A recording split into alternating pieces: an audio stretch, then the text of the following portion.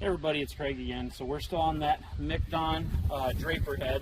Now the nice thing about the MacDons, it does have the hydraulic in and out adjustment for your reel. So you can bring your reel closer, bring it out. You also have your reel height adjust. You can bring it up and down. We did notice there is one broken marker light over here on the driver's side, as we would call it, driver's side rear marker light.